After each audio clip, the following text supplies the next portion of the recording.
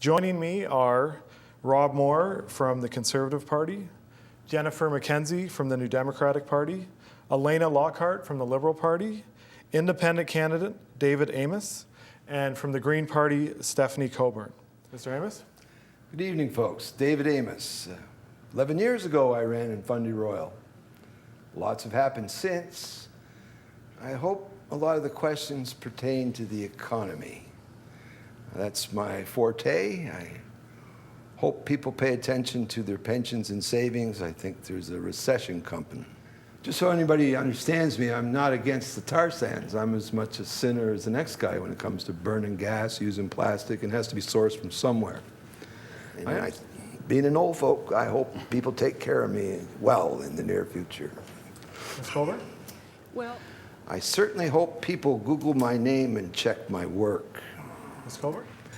I am death against NAFTA. You can see what the Kings County Record said. I said about the topic 11 years ago. I'm death against free trade. There's a reason the tariffs were put there in the first place, and that's, of course, we should protect the dairy farmers. That is the mainstay of this riding. It always was until the potash mine landed in town.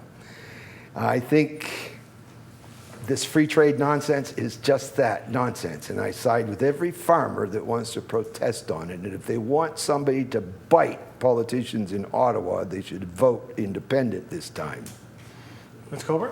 well, Let's make the parliamentarians accountable. Make them responsible for what they say and do. That's what Jim Trafficant did, and they sent him to prison. I think I'd try it. I'd put a private member's bill in. Ms. Coburn? yes, well, the Green Party.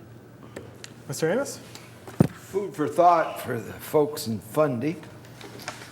I am a local. My father's buried in Riverview. My mom's 92 years old and lives as Quispamsis. I know everybody in between. Here's a good reason to vote NDP this time. It is an interesting election, and it's shaping up to be a minority government. Don't know the color of the coat yet, but it looks like a minority government. Chuck Cadman in the 38th Parliament proved the power of one independent. He saved Paul Martin's government on May 19th, 2005. I am, if there were such a thing, I would be like my forefathers, a progressive conservative, but they're long dead. R.B. Bennett, I think, was the last true progressive conservative prime minister, and they forgot who he was. He created the Bank of Canada and the Wheat Board.